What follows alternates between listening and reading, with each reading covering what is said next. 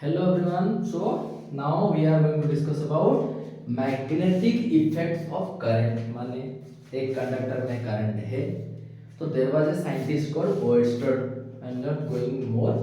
And he observed that when there is current flowing in a conductor, magnetic compass deflects. तो उनको मालूम पड़ा कि हो सकता है कि जब करंट फ्लो कर रहा है कंडक्टर में तब एक मैग्नेटिक फील्ड भी जनरेट हो रहा है. उसको लेके हम लोग पूरा चीज पढ़ेंगे. Okay now introduction to the chapter.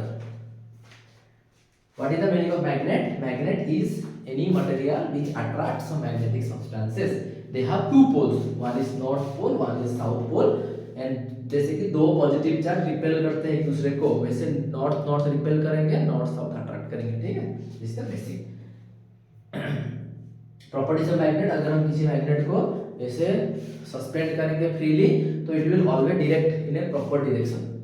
North pole की तरफ जो रहेगा साइड उसको नॉर्थ पोल बोलेंगे, जो रहेगा towards south that we will call a south pole. Actual में क्या होता है कि जहां पर अर्थ का ज्योग्राफिक नॉर्थ पोल है वहां पर अर्थ का मैग्नेटिक साउथ पोल होता है. तो जब हम इसको सस्पेंड किए फ्रीली तो ये जो साइड है जो साउथ ज्योग्राफिक नॉर्थ की तरफ पॉइंट किया वो एक्चुअली पॉइंट करता है किसकी तरफ, मैग्नेटिक साउथ की तरफ. तो ये हो गया north, because north south attract.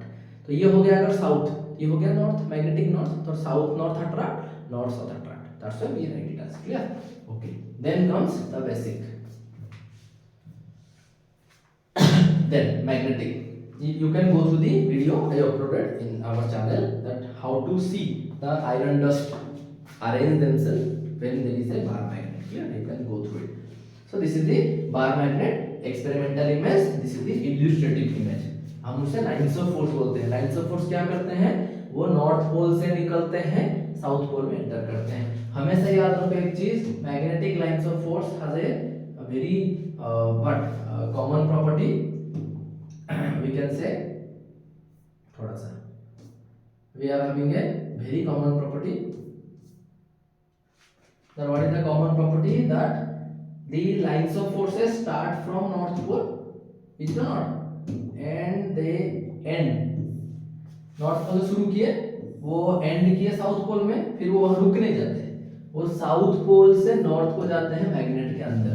तो वो कैसा फॉर्म किए, ऐसे गए फिर ऐसे आए. ये था तुम्हारा नॉर्थ, ये था साउथ, नॉर्थ से गए साउथ, साउथ से आए नॉर्थ. तो वो फॉर्म करते हैं एक लूप, वो एक लूप फॉर्म किए. ठीक है, that you have to understand very carefully कि वो एक लूप को फॉर्म किए, क्लोज्ड लूप ऐसे. फिर नीचे भी और एक ऐसे, फिर ऐसे, फिर ऐसे. They are forming the loop. They are not like the electric lines of forces. Clear? Remember this part. This is the basic difference between electric field and magnetic lines of. Okay. Then comes the magnetic current. Look, जो मैं बोल रहा था, Christian Oersted. Okay, experiment किए. He saw this. When the circuit is closed, compass needle rotates. When the circuit is open, let us say compass is fixed. So circuit जब close होता है तो करंट फ्लो करता है और needle तुम्हारा deflect होता है. तो इट डिफाइंस की there is production of magnetic field. उसको डिफाइन करने के लिए we got many rules determine the direction. पहला है एम्पियर स्विमिंग रूल, फिर आया स्नो रूल. स्नो रूल में क्या है, स्नो रूल में बोलते हैं कि इफ, ओके मैं थोड़ा डायग्राम कर लेता हूं. सोचो कि एक वायर गया है यहां पर, और ये सोचो this is the north, this is south, this is west, this is east. अब इसको से टर्न करके रखो. This is the compass needle, this is south north. If the current now flows from south to north. ठीक है, अगर इसको थोड़ा ऐसे डायग्राम कर लेते हैं, this one you are going to have, this is north, if this one is west, this one is south, this one is east. ठीक है, तो अब तो करंट जा रहा है south to north, south to north. तो कंपास नीडल का जो नॉर्थ पोल है वो यहाँ डिफ्लेक्ट करेगा, ये चला जाएगा यहाँ. यहाँ पर कौन है, वेस्ट है. तो that's why the rule says when a current flows from south to north, then north pole of the compass needle deflected towards west. The rule is called snow rule. Understand this part. This is the logic. Ampere rule is also the same. That when you are going to take a compass needle, and you are considering one person is swimming by keeping the head down. Okay, so when there will be turn of the compass needle, it is always towards his left hand side or left hand. Clear? This is the logic of your ampere swimming rule and that of your snow rule. ठीक है, उसके बाद क्या आया? This is the look ampere swimming rule. Needle आया, needle उसके left hand की तरफ टर्न किया. ठीक है, आया फिर Maxwell cos tube rule. It is like the right hand thumb rule. Look at this part. If the coil having a magnetic field in this direction, जब करंट तुम्हारे किसी कंडक्टर में जाता है towards up, let us say there is a conductor. Let us say there is a conductor. उसमें current कहाँ flow कर रहा है? ऊपर की तरफ. तो क्या करोगे तुम? अपने राइट हैंड में इस कंडक्टर को पकड़ोगे.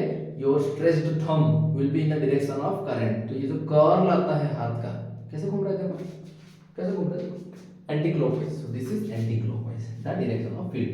तो किसी भी पोजीशन में तुमको अगर फील्ड का डायरेक्शन निकालना है, उसमें हम सिंपली टैंजेंट ड्रॉ कर दोगे. Getting this? सच में से ही एक कंडक्टर है, करंट अगर नीचे आ रहा है, curl will be clockwise. Curl will be clockwise. So up anticlockwise, down clockwise. UADC उसे हम बोलते हैं. ठीक है, up anticlockwise, down clockwise. Up anticlockwise, down clockwise. Up anticlockwise, down clockwise. UADC rule. जैसे मैंने chemistry में पढ़ाया था, रिग रूल जो मैंने पढ़ाया था, ऑयल रिग का रूल. ओके ना, oxidized and reduced, same thing. Clear? देखो राइट हैंड थंब, इसे हम बोलते हैं राइट हैंड थंब रूल, जो पढ़े हम लोगों ने. You are going to hold your conductor in your right hand and the thumb will represent the direction of current and the curl represent direction of magnetic field.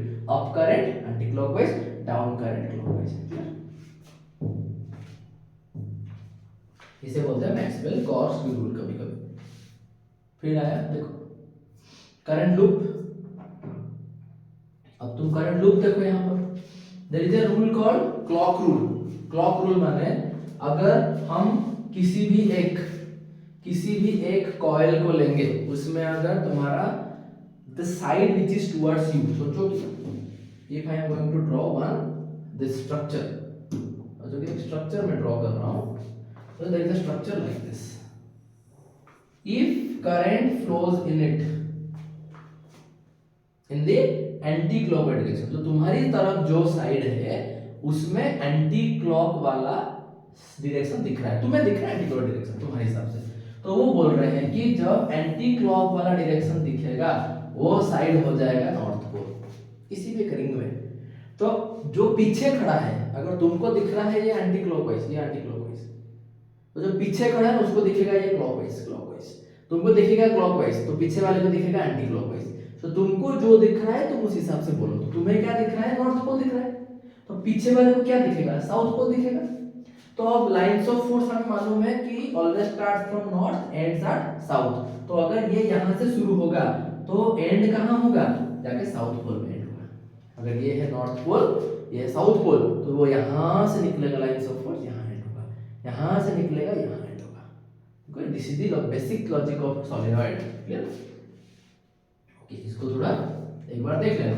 Then comes the concept of solenoid. If you will see from this side, to you, to me, it is looking कि it is anti-clockwise. Which one? The flow of current in red lines, red arrow marks. Anti-clockwise माने this side must be north pole, तो यहाँ से निकलेगा lines of force.